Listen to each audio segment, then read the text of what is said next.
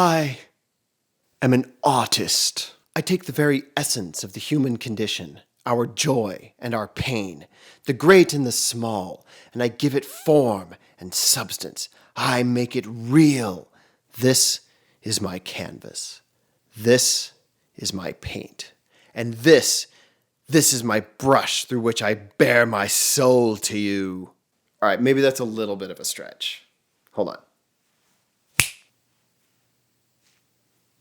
Much better. Sarcasm notwithstanding, this is a pretty cool cassette deck. It's the Onkyo TA-2022. It came out in 1983 and was manufactured until 1985. It came in silver, like this one, or black. This, like any full-size cassette deck, truly is the brush by which so many people in the 80s created what Geoffrey O'Brien described as the most widely practiced American art form, the mixtape. We're going to go over all the features of this Onkyo tape deck, but then we're going to have some fun and make a mixtape because we are artists, after all, like Picasso. Yeah, I'm making fun, but I know every time I make a mixtape, I spend a really long time on it. Days sometimes. I still like making them as gifts and sending them to other people who have cassette players. It's fun. My friends and I have been doing that as far back as I can remember. I referenced it on the channel before, but we used to make mix CDs to take on long road trips back in the LimeWire days. But first, let's take a look at the tape deck itself.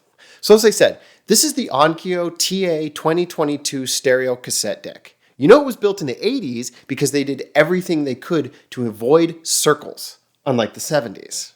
It has everything you need and very little else, and originally would have sold for over $250 US. That's closer to 800 now. Definitely not a cheap item, and honestly, it doesn't feel cheap. All the buttons provide feedback that's really, really smooth, and the dampers on the tape door open quickly, and yet they're totally quiet. It feels expensive, and it still works excellent. When you power it on, the panel on the right lights up with a pale green color. That panel shows you the peak levels and the tape type. And that's it. They took up a lot of front real estate on this deck to display only two things. But that's kind of what gave 80s hi-fi its charm. The more lights and displays, the better. The tape selector has three options: normal, Snoop Dogg, and Slayer. Wait, what? Hold on. No, sorry. That's normal, high, and metal. That's type 1 metal oxide, type 2 high bias metal oxide, and type 4, which uses actual metal particles instead of oxides. Each requires a different signal strength to play and record properly. The selector buttons for those are below the display. Some cassette decks detect the tape type by automatically referencing notches in the top of the cassette itself, but this one doesn't do that. You have a timer switch on the left. That's an interesting feature, which I will show you in just a second. But first, let's take a look at the input level knob. It's a coaxial circular knob, but they've printed 21 numbers, implying 41 possible settings. Though it doesn't click, so in theory, it's really as many as you want. I don't know why they went with 40 instead of 20. Maybe they just like even numbers. But having that many dots helps if you want to get the input back to the exact same place every time if you're making demo tapes of your cousin's thrash band after he offered to pay you in beer. And not really that much beer, now that I think about it. You have two 1/4-inch microphone inputs on the far right corner, one left, one right, and a 1/4-inch headphone jack on the far left because, say it with me, there's always a headphone jack. In the middle are your main transport controls. These use soft touch buttons. That's not some weird ASMR setting. It just means that the machine lifts the tape head up to the tape on its own, usually controlled by a simple computer, rather than the piano key style where you're actually pushing the playhead up onto the tape with the mighty strength of your index finger. I also like the fact that they used blue paint on the pause button. Above the transport controls are the two buttons that turn Dolby noise reduction on and off and select between Dolby B and Dolby C. C is newer.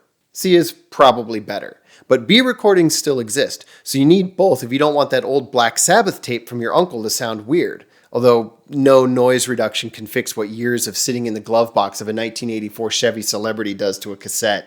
But finally, you have the counter, which also somehow still works, and the record, play, and pause indicator lights.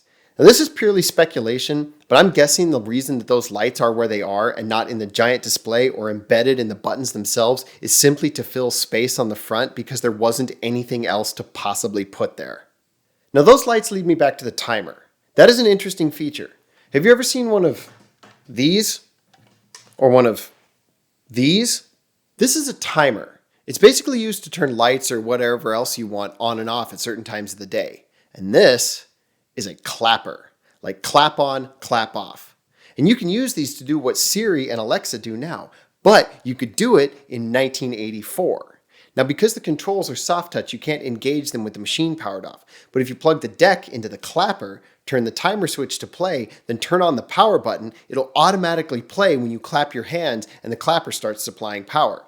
The gist of this feature is you can plug the machine into something that turns power off and on to the plug and will immediately play or record when it comes on. It could be an alarm clock, or you could record radio broadcasts while you're at work. It's pretty rad. I'll show you how it works. Check this out.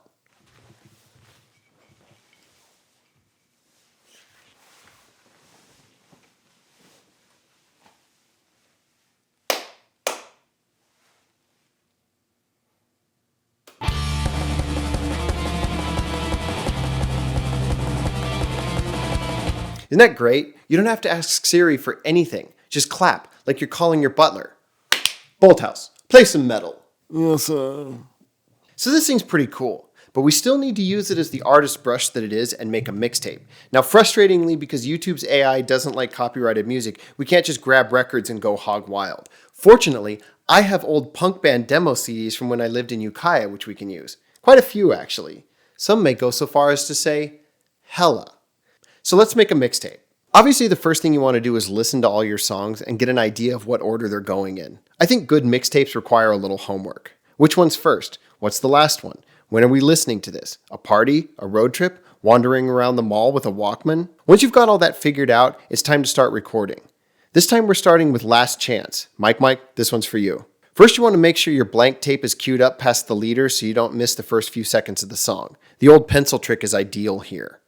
Actually, the first thing you want to do is listen to that blank tape and make sure it's actually blank and that you're not recording over something that you forgot to label. I have done that before. Yeah.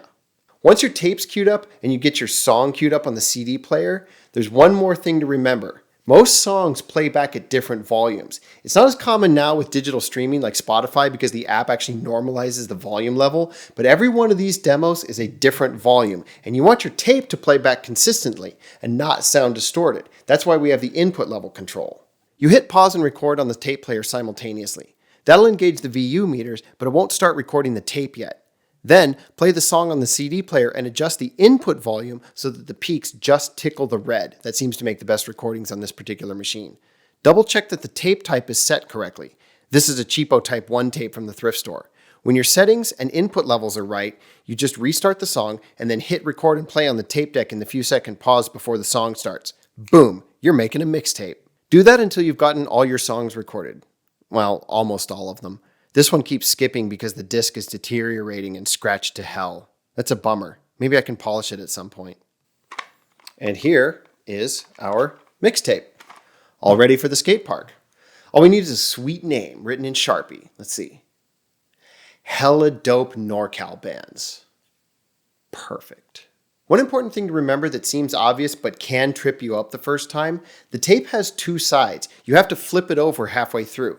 Be careful not to run out of tape on side A halfway through a song, because then you have to record the other half of the song at the beginning of side B, and you don't want to be that guy. Of course, we have to get a quick look inside, so let's get the top off of this thing and see what we've got.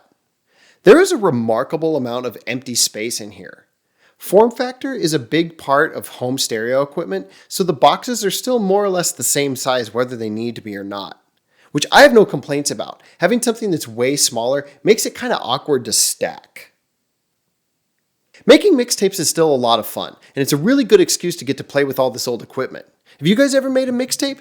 Tell me about your mixtape experiences in the comments. I'll also take mixed CD stories. For my NorCal viewers, I'm going to put a list in the description of all the songs on this mixtape. I didn't film making the whole thing, but I did actually make a complete mixtape, and I wanted to share what's on it. But otherwise, that's it. Hey look, I made it through the whole video and no aliens this time. They finally left me alone. Yes! Stay metal, guys.